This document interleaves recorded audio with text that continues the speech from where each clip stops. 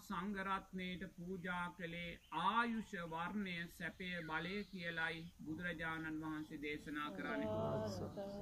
ගිහි පින්වතුල්ලා තෙරුවන් කෙරෙහි අප්‍රමාණ සද්ධාවෙන් ගරුත්වයෙන් මහා සංඝරත්නයට ආයුෂ වර්ණය සැපේ බලය පූජා කර ගනිද්දී පින්වතුල්ලා වෙහෙස මහන්සි වෙලා උපයා සපයාගත් මිල මුදල් වියදම් කරලා කාලය ශ්‍රමය කැප කරලා අග්‍රමදේ ප්‍රණීතමදේ පිරිසිදුමදේ මහා සංඝරත්නයට පූජා කර ගනිද්දී මහා සංඝරත්නය සතු යුතුයකමක් වගකීමක් තියෙනවා කියලා බුදුරජාණන් වහන්සේ දේශනා කරනවා.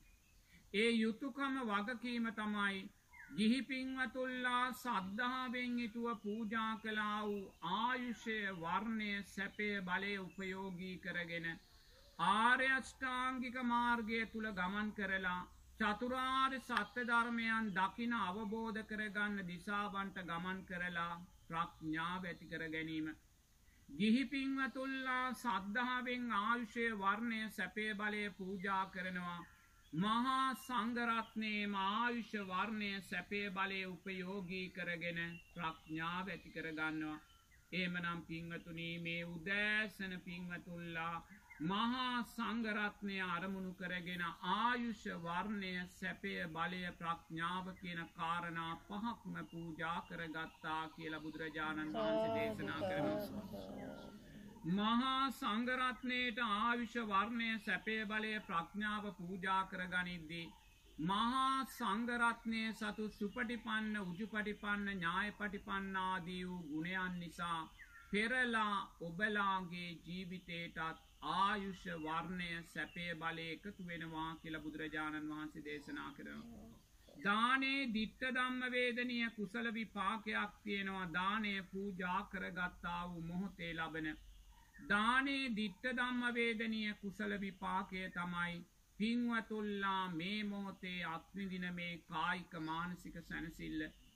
ඔබ මේ මොහොතේ අත්විඳින කායික මානසික සැනසෙල්ල ඊයේ දවසේ නොතිබෙන්නේ නැති ඊයේ දවසේ නොතිබුණ ඔබ මේ මොහොතේ අත්විඳින මේ කායික මානසික සැනසෙල්ල දානේ දිට්ඨ ධම්ම වේදනීය කුසල විපාකයයි කියලා බුදුරජාණන් වහන්සේ දේශනා කරනවා.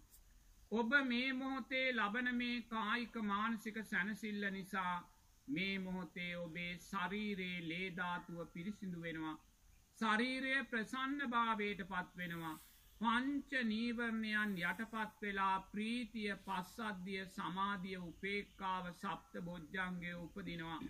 ඒ කියන්නේ ඔබලාගේ ජීවිතේටත් ආයුෂ වර්ණය සැපය බලය එකතුනා කියන කාරණයයි. මහා සංඝරත්නයට ආයුෂ වර්ණය සැපය බලය ප්‍රඥාව පූජා කරලා පෙරලා ඔබ ලබන්නා වූ ආයුෂ වර්ණය සැපය බලය කාම ඡන්දයන් උදෙසා යොමු කරන්න එපායි කියලා බුදුරජාණන් වහන්සේ දේශනා කරනවා. ඔබ ලබන ආයුෂ වර්ණය සැපය බලය ආර්ය අෂ්ටාංගික මාර්ගය තුල ගමන් කරලා ප්‍රඥාව උදෙසාම ආයෝජනය කරන්න කියලායි බුදුරජාණන් වහන්සේ දේශනා කරන්නේ. සාදු කියන්නේ. මේ පින්වතුන් අප්‍රමාණ සතුටට පත් වෙන්න මේ මොහොතේ මේ ආකාරයෙන් සිද්ධ කරගත්තා වූ සෑම පින්කමක් තුළින්ම රැස් වුණා වූ පින් මුලින්ම වැඩම කොට වදාළ ගෞරවනීය නායක මෑණියන් වහන්සේට පොඩි මෑණියන් වහන්සේලාට මේ පින් නිදුක් නිරෝගී සුවපත් භාවය දීර්ඝායුෂ පිණිසම හේතු වේවා කියලා සාදු. ඒ වගේම මේ රැස් කරගත්තා වූ සෑම පිනක්ම කල්යාණ මිත්‍ර භාවයෙන් සහ සම්බන්ධ වෙන පින්වත් මහත්මේලාට නෝන මහත්මීන්ට දුවා දරුවන්ට මව් දෙමාපියන්ට දැක බලා සතුටු වෙන සිළු දෙනාට ගම්වාසී රටවාසී සියලු දෙනාට උත්තරීතර මහා නායක ස්වාමින් වහන්සේලා ඇතුළු සියලුම වන්දනීය මහා සංඝරත්නයට මේ පින් නිදුක් නිරෝගී සුවපත් භාවය දීර්ඝායුෂ පිණිසම හේතු වේවා කියලා සාදු කියනවා. ඒ වගේම මේ රැස් කරගත්තා වූ සෑම පිනක්ම පින්වතුල්ලා නමින් මිය පරලොව ගොස් පින් බලාපොරොත්තුව ජීවත් වන්නේ නම් දයාබර අම්මලා තාත්තලා ආච්චිලා සීයලා ඒ පින්වත් විදිත මහත්මය ඇතුළු නමින් මිය ගියා වූ යම් ඥාතිවරයෙක් පින් බලාපොරොත්තු වේ දේ සෑම කෙනෙක්මත් ඒ වගේම ගෞරවනීය නායක මෑණියන් වහන්සේ පොඩි මෑණියන් වහන්සේලා නමින් මියගිය මව් දෙමාපියෝ පින් බලාපොරොත්තු වේ නම් මෙම දෙමාපියනොත් තමන්ගේම දෑතින් කරගත්තා වූ පින්කම්සේ සිතා මේ පින් දකිත්වා සතුටු වෙත්වා අනුමෝදන් වෙත්වා කියලා දස දිසාවේම පින් බලාපොරොත්තු වෙන සත්වයෝ සිහියට නගාගෙන මේ පින අනුමෝදන් කරන්න ඉදම් මේ ඥාතේ නංගෝතු ගාථාව ශබ්ද නගලා කියන්න.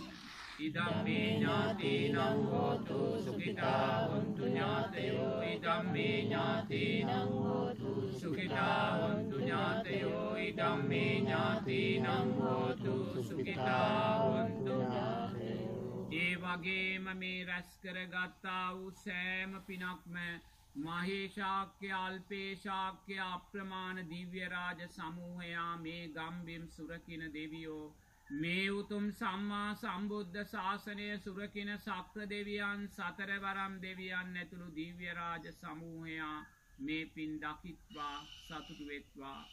දෙවියෝ ප්‍රාර්ථනීය බෝධියකින් අමා මහ නිවනෙන් සැනසෙත්වා.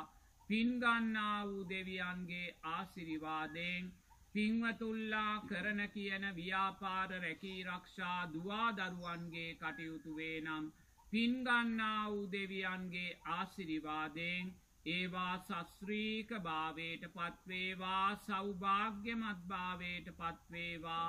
පින් ගන්නා වූ දෙවියන්ගේ ආශිර්වාදයෙන් මේ ගෞරවනීය නායක මෑණියන් වහන්සේ පොඩි මෑණියන් වහන්සේලා නිදුක්ව නිරෝගීව ආරක්ෂා කෙරෙත්වා කියලා දෙවියන්ටත් මේ පින අනුමෝදන් කරන්න. එත්තාවචාච අම්මේහි කියලා.